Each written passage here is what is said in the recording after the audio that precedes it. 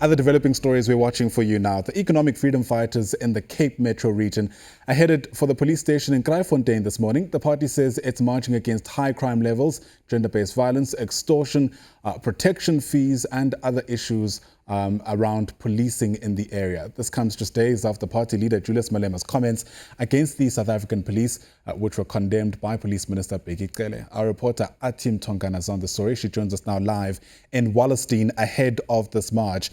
Athi, really charged exchanges between the police minister and Julius Malema over the past few days. In fact, back and forth statements on, the remarks he made, Julius Malema that is. Give us an idea of how much of that tension is fueling the march where you're at.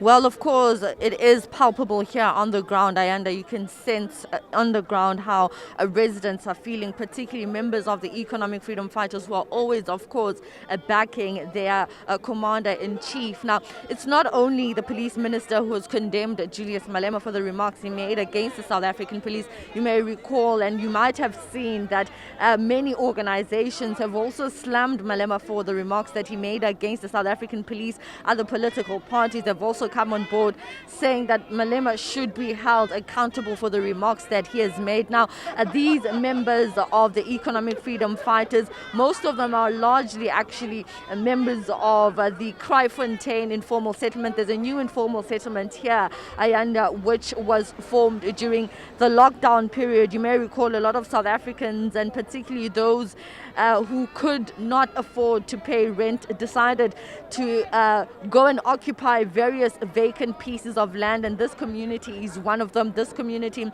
is one that has now joined forces with the economic freedom fighters to march on the police station and to also march to the municipal office where they'll be asking for services there. Now, just as a scene set, I'm going to briefly step out of shot so my colleague can show you the number of residents that are out here. Many of them just a few minutes ago were being handed over t-shirts to, of course, be part of this march. The majority of them, Ayanda, like I said, are residents from this newly built and newly formed informal settlement. Some of them may not necessarily be members of the economic freedom fighters, but the EFF in the Cape Metro region has decided to call upon the residents of this community to say they will lead this community in trying to get services and, as you put it, for levels of crime that they've witnessed in this community, and of course the protection fees that you might be well aware of. But another interesting to note is how taxi patrol personnel is also here. These are people who come from the taxi industry. There's also a brewing taxi war in the Western Cape, and so these marshals from some of the local taxi ranks around the area are also out here to ensure that their vehicles are not affected when this march begins. So if you can just look at the number of people that are here, this is well over 4,000 people. The EFF yesterday took the city of Cape Town to court, saying that they want to go ahead with this march because the city was in a way trying to prevent this march from taking place. However, at the Western Cape High Court, there a verdict coming out to grant the EFF permission to be able to march to the local police station.